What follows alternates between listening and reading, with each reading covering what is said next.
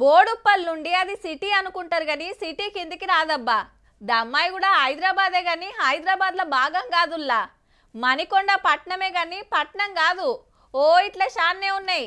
అక్కడి లోకల్ ఏలుబడి ఏరు, సిటీ ఏలుబడి ఏరు. ఆడికి ఈడికి బస్సులు మస్తు తిరుగుతాయి కానీ దేని లెక్క దాందే.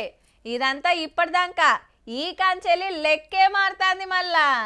మన హైదరాబాద్ అద్దులు మారినాయుల్లో ఔటర్ రింగ్ రోడ్ దానిక గూత్తా 27 మున్సిపాలిటీలు మున్సిపల్ కార్పొరేషన్లు సిటీలు కలిపేయాలని కేబినెట్ డిసైడ్ చేసి ఆ ఫైల్ ను రాజ్ భవన్ కు పంపితే మొత్తం చదివి మంచి పని అని తారీఫ్ చేసుకుంటూ సంతకం పెట్టిండు గవర్నర్ సారు. చట్టాలు మారుస్తానికి తెచ్చిన ఆర్డినెన్స్ కు ఓకే చెప్పుడుతోని కార్యం రూవడి మీదకి వచ్చింది.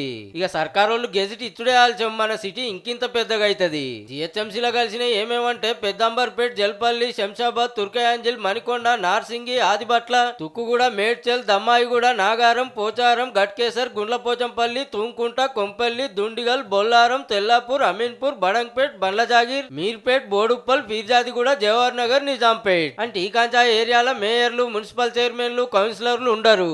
అంతా జిహెచ్ఎంసీఎల్ వల్లనే నడుస్తుంది. గ్రేటర్ హైదరాబాద్ కు 150 మంది కార్పొరేటర్లు ఉంటే కొత్తగా కలిసినాయి కాబట్టి ఇంకో 50 మంది పెరుగుతుండొచ్చు. మరి ఎందుకు గిట్లా కలిపేసిరంటే సిటీసీ వారు పెరుగుకుంటా పట్నం దినం ఇంత పెద్దగా అవుతుంటే సౌలతులు చాలతలేవట.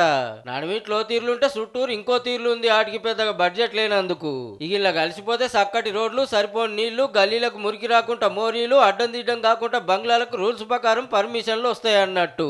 అప్పట్లో హైదరాబాద్ మున్సిపల్ కార్పొరేషన్ ఉండే, కొంత శివారు కలిపి గ్రేటర్ హైదరాబాద్ అంటారు. ఇప్పుడు ఇంకిన్ని కలిసినాయి కాబట్టి మెగా హైదరాబాద్ అంటారేమో మరి.